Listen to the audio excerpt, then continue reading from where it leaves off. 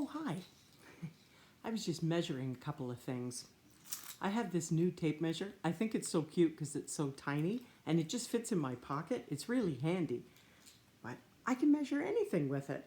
Look, I can measure my book that I'm reading. And what else could I measure? Let's measure this doorway. Uh-oh.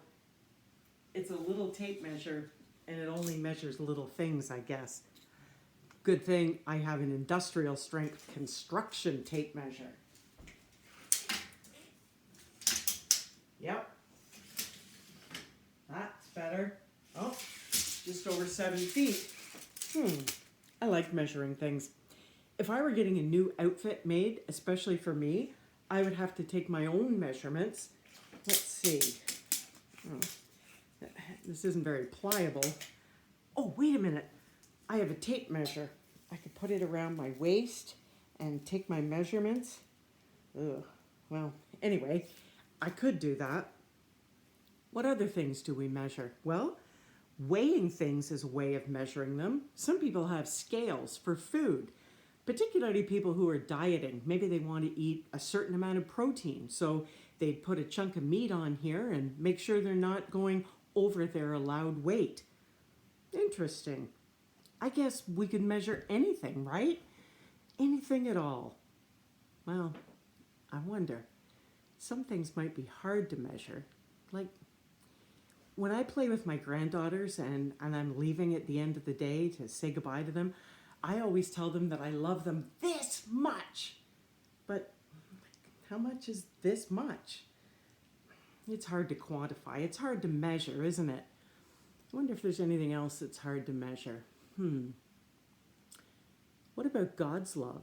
What about God's love for us? It's hard to measure, isn't it? You know, it reminds me of today's Bible story from the Old Testament, from the book of Jeremiah. And in that, God says, "The days are coming when I will make a new covenant with the people of Israel." Now, you remember the last few weeks we've been talking about covenants, promises, right? There was the promise with Noah, and there was the promise with the people who were going with Moses in the wilderness. And even though those people sinned a little bit, God forgave them, right? You remember the snakes, and yeah, we won't go back into that. But what does God give us that makes us know how much He loves us?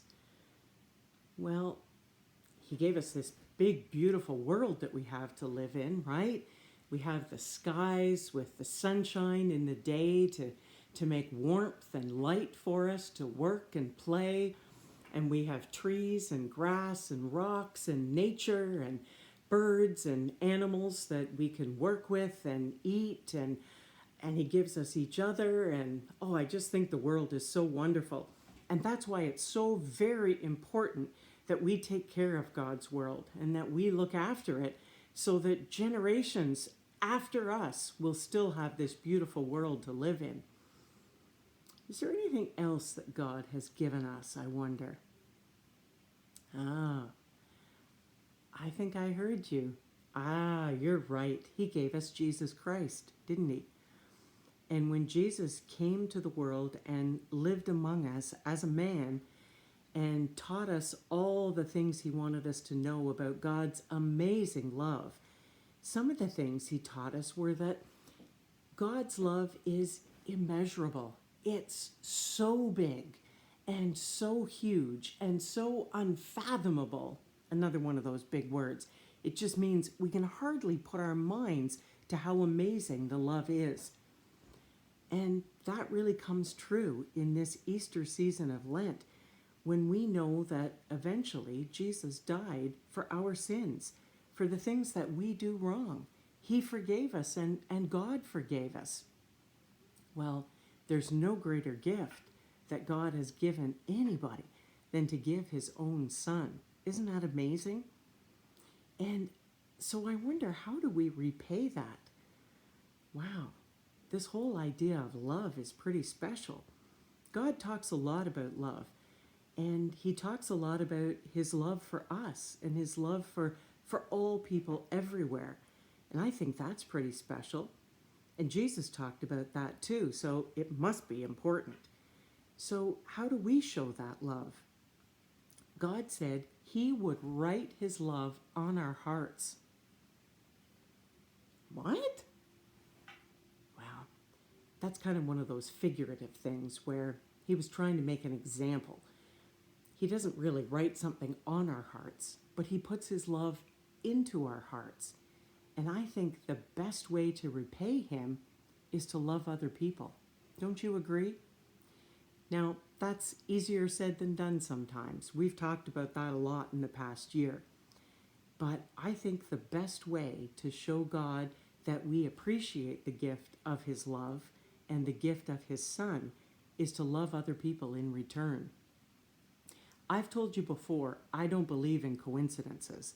When I've been thinking about something and all of a sudden it appears, I don't think that's a coincidence. I think that's a God incident. I think God is at work. And you know what came across my desk yesterday? It was this quote by Mother Teresa. Now, many of you will know who Mother Teresa was. She worked in India with the poor of the poor. She was a Catholic nun, and she devoted her life to following the ways of Jesus and to putting herself in all those difficult situations. And that was showing God's love to all the people she came in contact with. And do you know what she said? This is a quote from Mother Teresa. I am not sure exactly what heaven will be like, but I know that when it comes time for God to judge us, he will not ask, how many good things have you done in your life? Rather, he will ask, how much love did you put into what you did? Well, let's show Mother Teresa and God just how much love we have. Let's do everything we can this week with love in our hearts. Can you do that? I know you can. Have a great week. We're getting so close to Easter. It's so exciting. Have a good week, and we'll see you next time. Bye-bye.